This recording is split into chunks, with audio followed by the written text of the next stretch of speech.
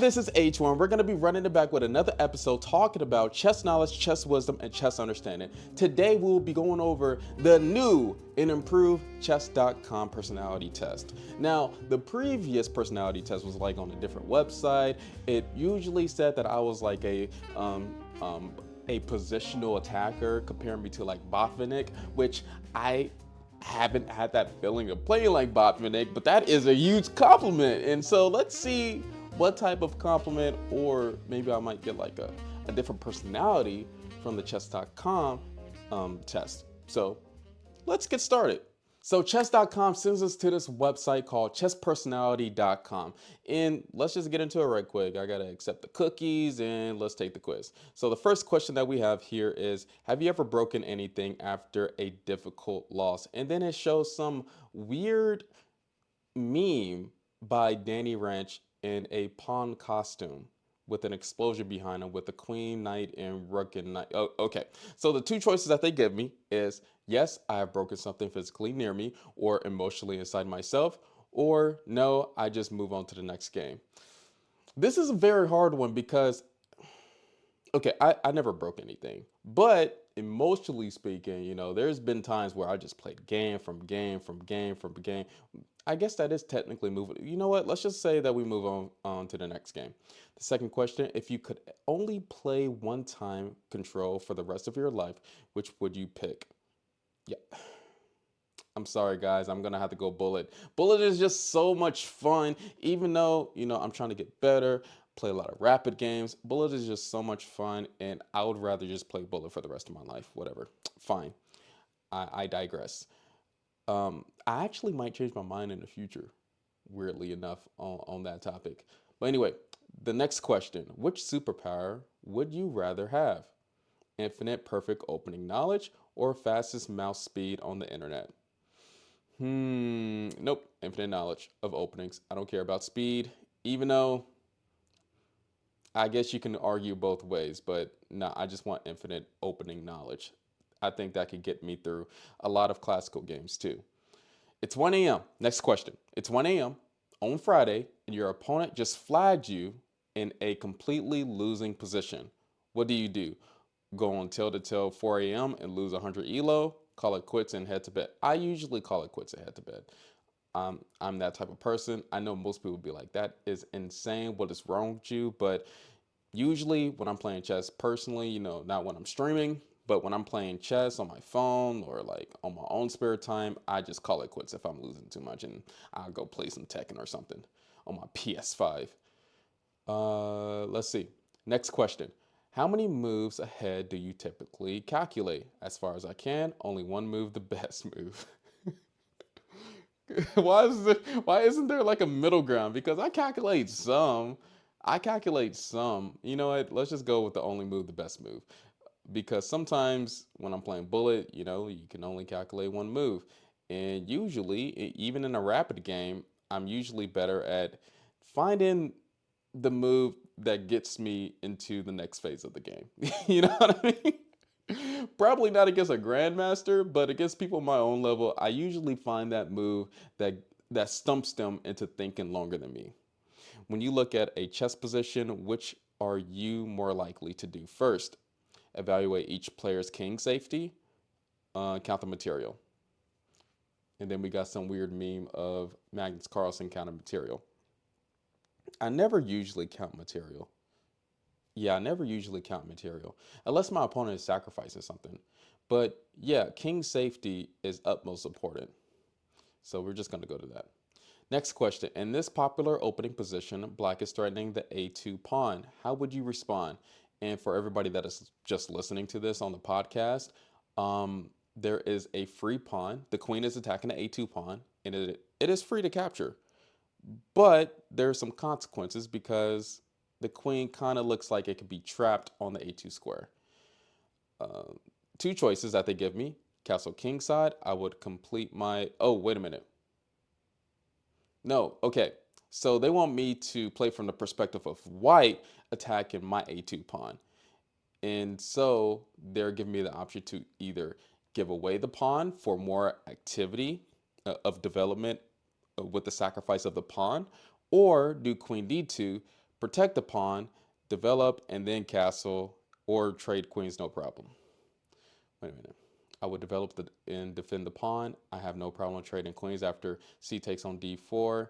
C takes on d4, queen takes on d2. Yeah, it depends on the position because if I have lower time control, if we're playing a blitz game, then I would definitely just sacrifice the pawn. But if I'm playing a rapid game or a classical game, then I would actually consider doing queen d2. You know what? That just answered my question. No, I would just castle. What is the first thing you do when you finish a game? Run game review to learn from my mistakes, start a new game. Clearly, everybody should be learning from their mistakes, not being a beginner. I digress. Everybody should be doing that.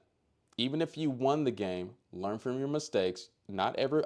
Okay, I know that I stream. I know that I make videos and stuff, and I try to be as entertaining as possible. But in my daily games that I play alone, I usually go over game review each and every time. That's the only way how to learn. All right, let's continue. It's getting harder. White has the promising knight sacrifice. Knight takes on f7, exposing black's king. How would you more likely justify the sacrifice? All right, they're giving me two options to justify a sacrifice that I probably wouldn't even do. So let's continue. Black's king will be exposed for a long, long time after knight takes on f7. Wait a minute, after king takes on f7, after knight takes on f7, queen h5 check. This must be good. Yeah, I guess so because you're gonna be forking the king and knight. After the king captures, I will use brute force calculation to see if my opponent can thwart my attack. Usually, I go that option and just seeing exactly what moves that my opponent has. I never take the shortcut, not anymore.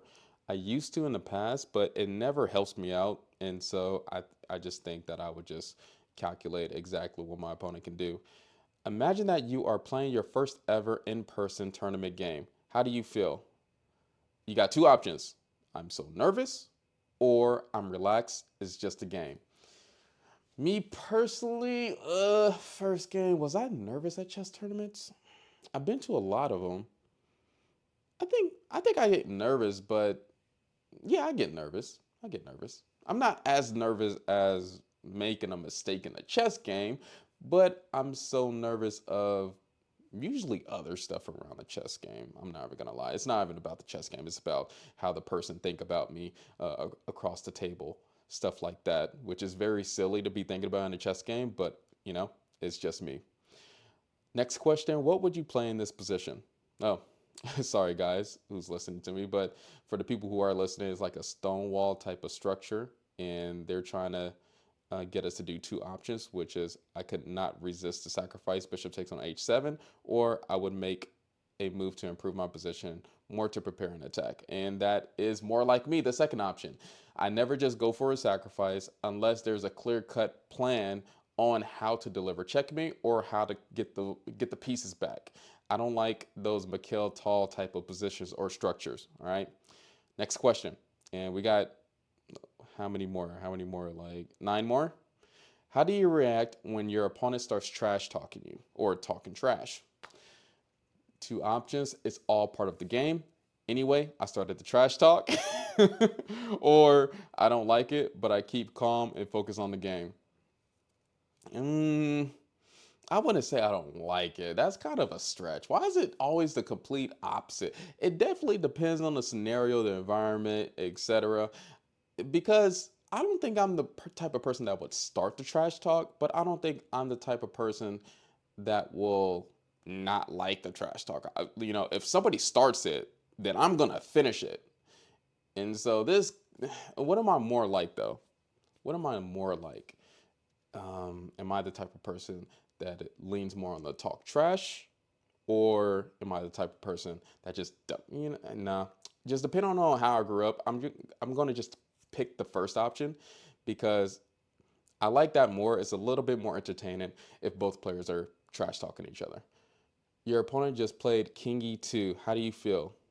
First option, and for anybody's like envisioning this right now, the game that is presented in front of me is E4, E5, King E2. The first option is so disrespectful. They think they can beat me with this garbage, I'm going to crush them, or it should be bad to move the king in the opening. I feel good about my chances. Yeah, everybody should have the first mentality. I'm not ever gonna lie. Everybody should have that first mentality of if your opponent plays something garbage, then acknowledge it and crush them. Don't go too far into thinking that they can't like come back into the game, but know that you're already partially winning. Like you won the first phase. You won the opening already if your opponent plays King E2 very fast. Don't let these new generation kids teach you that the bongcloud is the best opening ever because realistically, it is trash. All right? It's trash. We praise it for fun. Just to, keep that in perspective. Next question. Which would you prefer? A brilliant move or a 99% accuracy game? I prefer the 99% accuracy game because based on the tournaments that I've seen, you could still, even though you might do brilliant move twice in the game, you can still lose it, especially in these top tournaments that I've seen of like Magnus Carlsen going against each other, especially in the previous Canada's tournament. Brilliant moves were played, but whoever had the best accuracy of the game usually wins. And that's how Kukesh won the Canada's tournament. And that's why he's going to be contending against Ding Laren, who is the world champion right now. Which statement better describes how you would decide whether to sacrifice the knight with knight takes on g5? First option, I would try to calculate different variations and lines to see if the attack is a sound. My intuition will tell me whether two pawns in a safer. Nope, is usually the first option nowadays. I don't know if it's a maturity thing too as I get older, but I used to do those sacrifices when I was 1500, 1400. And now I'm like, nah, it's going to have to be a little bit more concrete. And definitely those chess.com puzzles ruined me. It messed me up badly, all right, into me thinking that I don't even know what I'm looking at. I don't even know what I'm talking about. And I have to actually calculate just to figure out the best move. Next question. If you could only play one puzzle rush mode for the rest of your life, which would you pick? 3 minute or survival? For the rest of my life, it would have to be survival because I want to be able to do the harder puzzles at the end. Which more accurately describes your opening? And then they have Gotham Chess dancing, a very silly dance, maybe some type of dance back in the 1990s, 1980s. I don't know what he's doing. He's a pretty groovy dancer. I digress. First option, I only play openings that I know well and have carefully studied. Second option, I just play whatever was in the latest Gotham Chess video. Of course, the first one, guys. Of course, the first one. Next question, you can take a free piece on this move and you think you can force checkmate, but it's complicated. What do? I take the free piece, of course. Second, I dig in and calculate it till checkmate.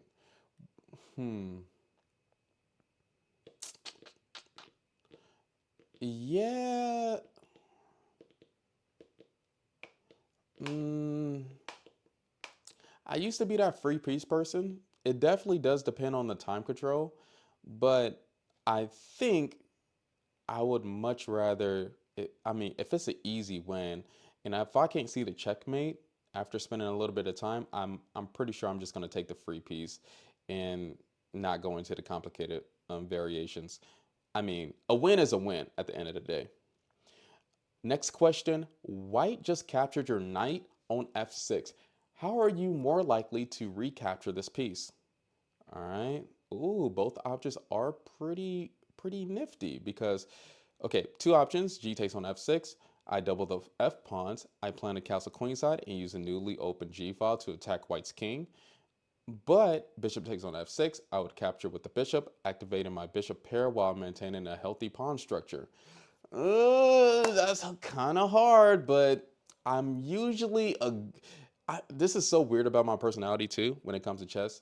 I'm usually like, I already know that bishop takes on f6 is the safer option, but I like those weird positions where g takes on f6 and then I get the open g file and I will castle queenside and try to initiate an attack on your king.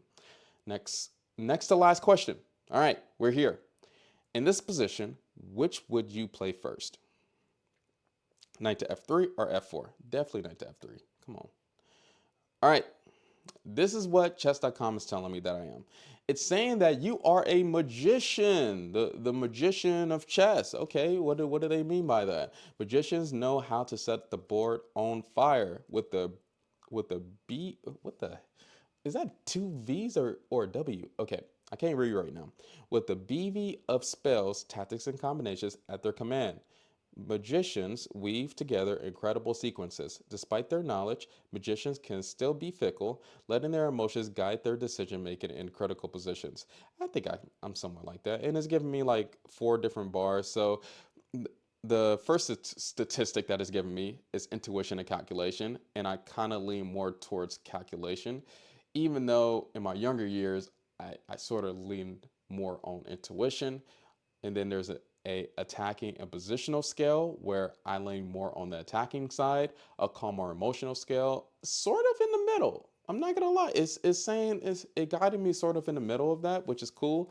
And then the last scale of playful and studious, I'm more of the studious side. I yeah, I, yeah, I used to be more playful.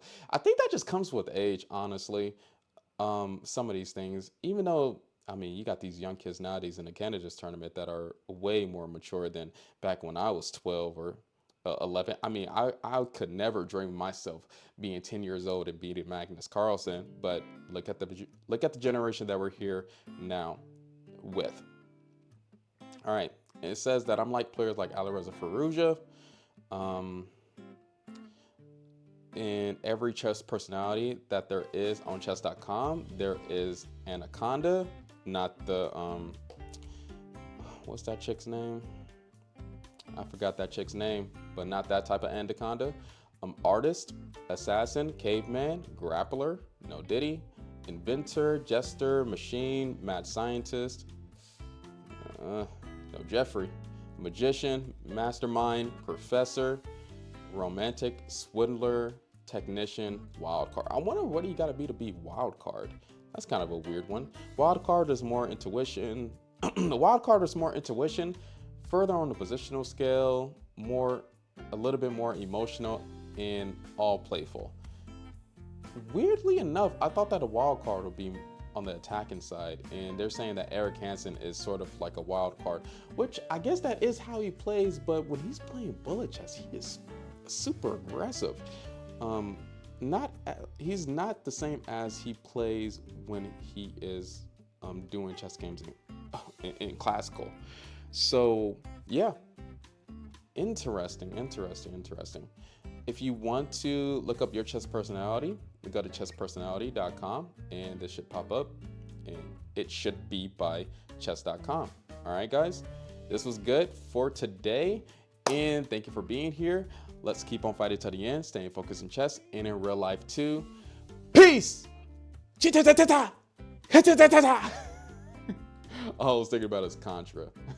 Make sure you hit that up, down.